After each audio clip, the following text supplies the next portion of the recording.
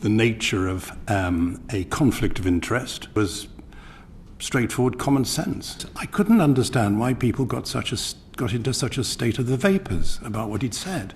The newspaper, which was most critical of Gary Lineker's use of the words Nazi, regularly used the words Nazi in referring to people like civil servants or bin collectors. I had some sympathy with Gary Lineker. What would you have done differently through the sort of Gary Lineker furore?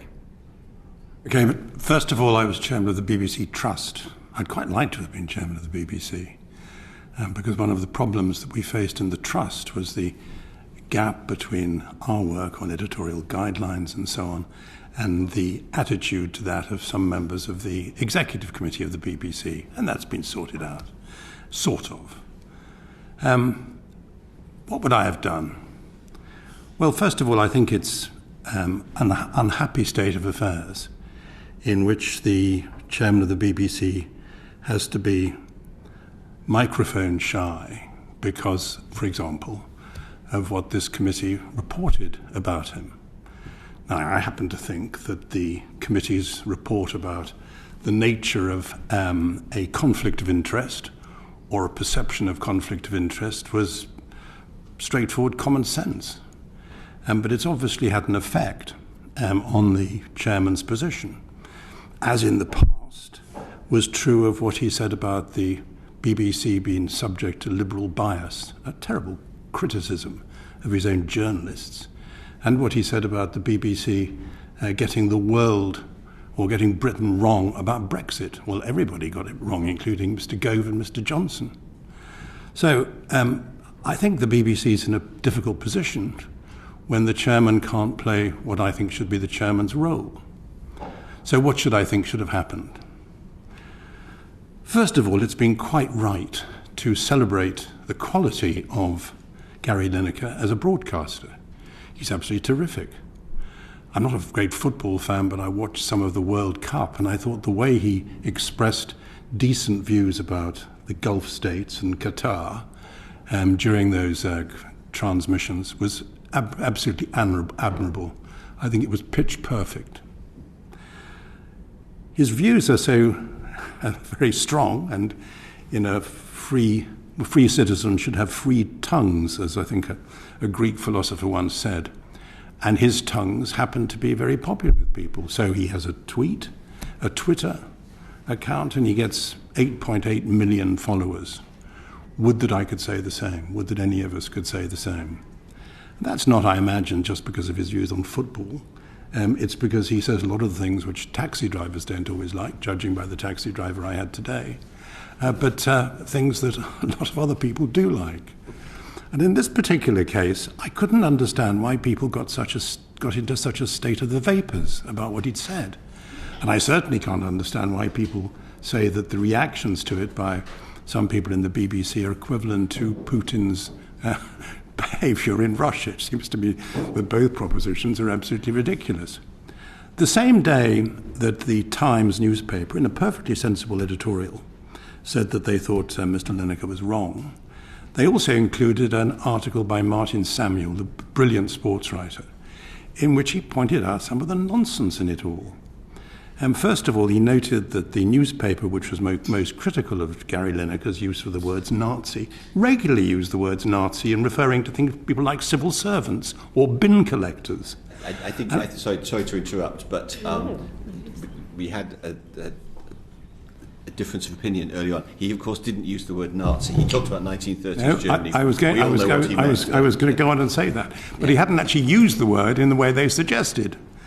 What he had talked about, what he had, I think, meant was it was similar to what had happened in the past, when if you opposed a particular act by the government, you were denounced as being unpatriotic or not British.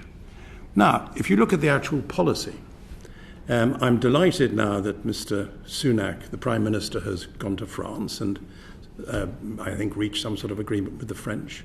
It makes up for the fact that I hate to use the word, but thanks to Brexit, we're no longer part of the Dublin Agreement, which actually gave us the right to return people either to the countries that they'd come into when they got into the European Union or to other countries. We could send them back.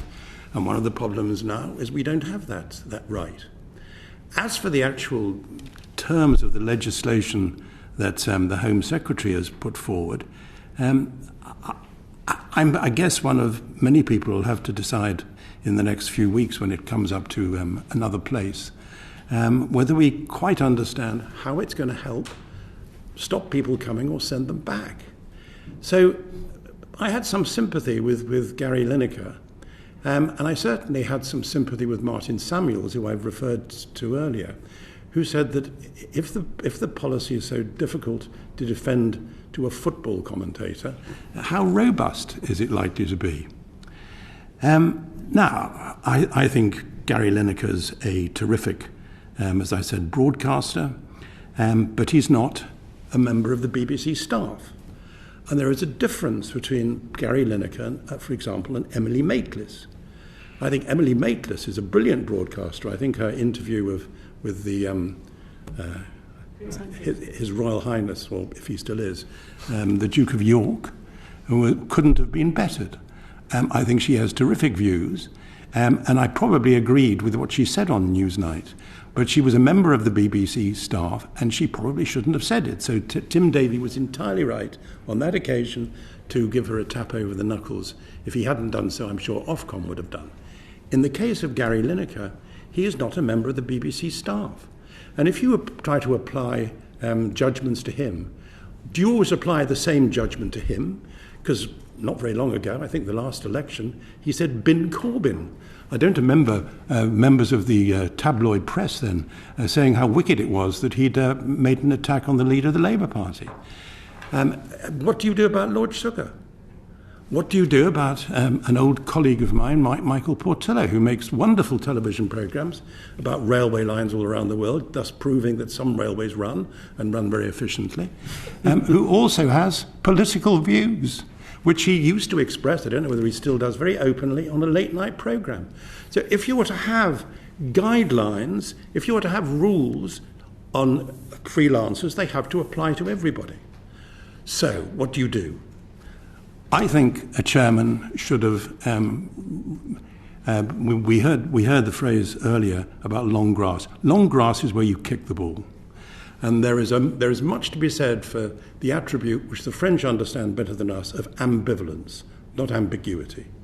And I think a chairman should have said that he was talking to the Director General about whether they should look again at the guidelines for all freelancers and try to ensure that things weren't said which embarrassed those who were full-time employees of the BBC and didn't bring the BBC into disrepute.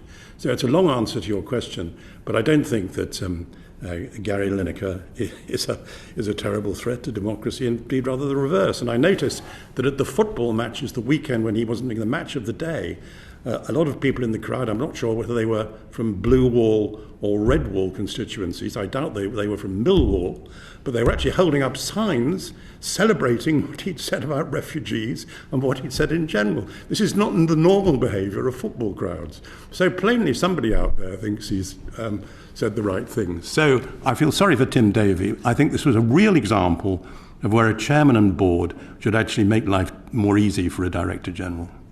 And I'm interested that you draw the distinction between staff and freelance, which is one of the distinctions that we made, as opposed to the distinction between news reporters or current affairs presenters and sports or Alan Sugar or something.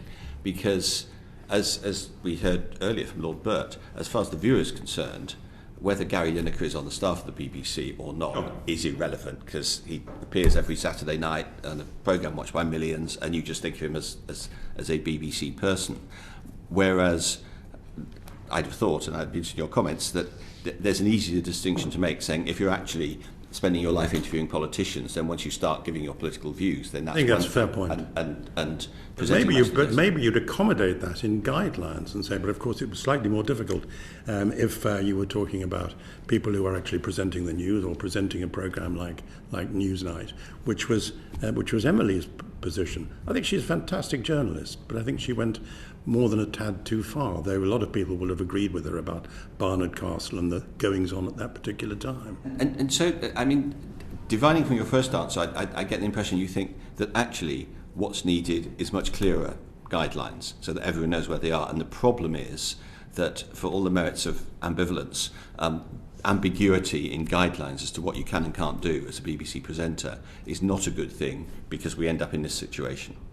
But what's the clarity of guidelines in some respects would make clear is that you can't actually shut everybody up who's working on the BBC who isn't an employee, and particularly, as you've made the point, isn't working on news or current affairs programmes.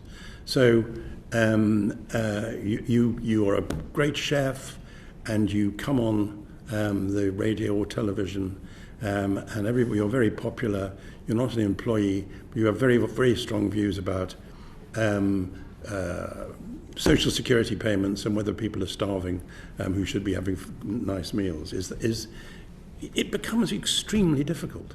And I think you can only deal with it by a degree of flexibility, for which as a country we used to be famous. But I repeat that I think there are occasions when not ambiguity, but ambivalence has a lot to be said for it. And there are a lot of occasions when the long grass has much to recommend it.